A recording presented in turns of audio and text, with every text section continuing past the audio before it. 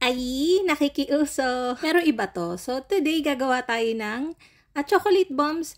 Matagal na to namang nauso talaga. Pwede nyo palamanan ng kahit ano. Pwede nyo gawing smash. Ngayon, nauuso yung melted na. So, dito meron akong Van Houten Intense Dark Chocolate. Mas maganda tong gawin sa mga ganito kasi mas matigas siya and mas shiny siya.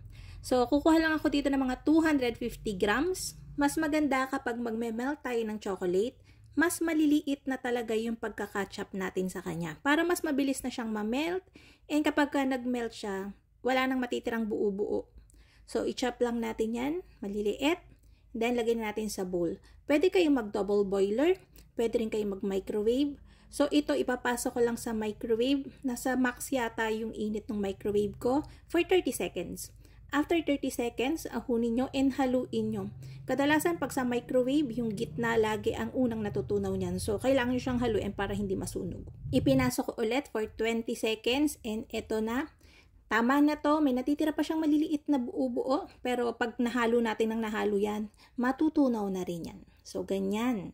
Ang ganda no, nung Intense Dark Chocolate, shiny na talaga siya, makintab na. So, maganda talaga siyang gamitin sa mga ganitong silicone mold.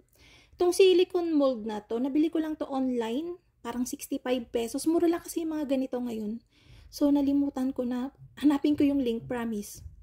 Ginagamit to pang mousse, pwede rin dito mag-bake kung gusto mo ng mga butter cake na nakadome. So, sa isang mold, naglagay lang ako dyan ng mga nasa 1 and 1/2 tablespoon to 2 tablespoon ng melted chocolate natin.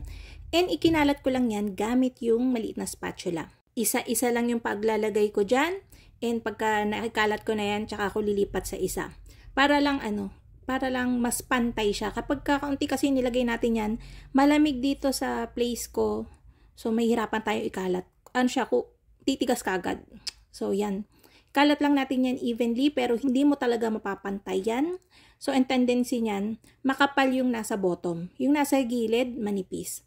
So, para maiwasan yun, meron ako ditong brush. Pinakamaganda tong gamitin sa ganito. And ibabrush natin ng chocolate yung panabe. Kapag manipis kasi yung tabi nung nasa molde natin, prone siya na mag-break. Kapag in-unmold natin siya, pwede siyang mabasag kasi sobrang nipis. Dito naman, hindi naman natin kailangan ng sobrang kapal na chocolate. Yung sakto lang, kasi pagka sobrang kapal naman, tagal naman niyang mag-melt kapag binuhusan natin ng gatas or cream. Ang importante lang dito, kapag nag-set na yung chocolate nyo bahagya, brushan nyo na yung parteng alam yung manipis. Para pagka in-unmold natin yun nga, hindi siya mabilis mabasag. Katulad yan. So again, mabilis mag-set dito sa place ko dahil malamig. Nakabukas yung aircon. Kapag yung place nyo naman ay mainit, nasa regular room temperature lang kayo, pwede nyo siyang ipasok-pasok sa chiller para mag-set kagad. Walang problema, okay lang yun. So, after niya mag-set, ganito na yan. Mabilis lang mag-set ang Intense Dark Chocolate ng Van Houten. So, i-unmold na natin lahat yan. Medyo hindi nga maganda pa tong mold ko kasi makikita nyo, meron pa siya kasi nakapatong nga sa tray. So, tendency, meron talaga siyang ganyan. Hindi kami mahilig sa champurado. Promise, hindi ako tinatamad magluto ng champurado. Hindi lang talaga mahilig yung mga anak ko. So, ang gusto lang talaga lalo na yung bunso ko, cereal. So, cereal na lang yung ipapasok ko dito. Actually, pwede kayong magpasok dito ng kahit ano. Pwede rin ng champurado. Basta siguraduhin nyo lang malamig na bago nyo ilagay para hindi mag-melt yung chocolate. Pwede kayong gumawa dito ng dessert, brownies. Lagyan nyo ng mga strawberries na filling. And then, pagka nabasag siya o smash nyo siya o lagyan nyo siya ng hot cream. So, yun. Yung brownies yung nasa loob. Or kahit ano. Pwede kahit ano. So, para magdikit yan. So, kumuha ako dito ng pan. Ininit ko siya ng bahagya, yung tipong mainit lang na mahahawakan mo pa. So, ganyan lang, para lang magdikit siya. Pero, hindi pa ganun katibay yung pagkakadikit niyan. Hindi nyo na kailangan magtunaw ng another chocolate.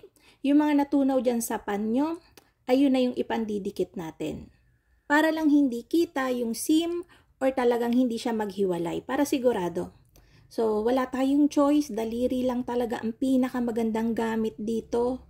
Ganito talaga to, huwag kayong mag-arte. Kung medyo OC ka at naiinis ka dun sa mga rough na edges, gawa nung nilagay natin na dagdag na chocolate, so pwede kang gumamit ng blow dry and yung medyo medium na heat. So yan, para mas smoothen mo siya and mas kuminis siya, kumintab. So ganyan lang yung trick dyan. And tada! Meron na tayong chocolate bombs. kung masipag ka, tapos trip mo talagang gumawa ng mga ganito, ang dami mong pwedeng gawin eh. Ang dami pwedeng ilagay sa loob eh. Lalo na pag Valentine's Day or kaya, ano yun, pang ibabaw sa cakes. Pwede nyo rin siyang kulayan kasi. Makukulayan nyo yung chocolate kapag white chocolate, syempre yung ginamit nyo. Obvious naman yun. So, dito, nag-init lang ako ng gatas, full cream milk. Kailangan mainit na mainit para mag-melt talaga siya. Pwede rin ang mainit na cream para kung sakaling, yun nga, brownies or kahit anong dessert ang ilalagay nyo dyan. Or kaya pwedeng smash na lang. So, ayan na. So, tikman natin. Actually, sabi ko, ay, mainit yung nilagay na gatas. So, obviously, lalambot kagad yung, yung ating cereal. Pero hindi naman masyado. Medyo weird lang kasi warm milk yung natitikman ko. So, yon. So, yun ang mga kalutong tinapay. Sana'y nagustuhan niyo yung ating video for today. Magkita-kita tayong muli. Ito pong muli ang lutong tinapay. Bye-bye!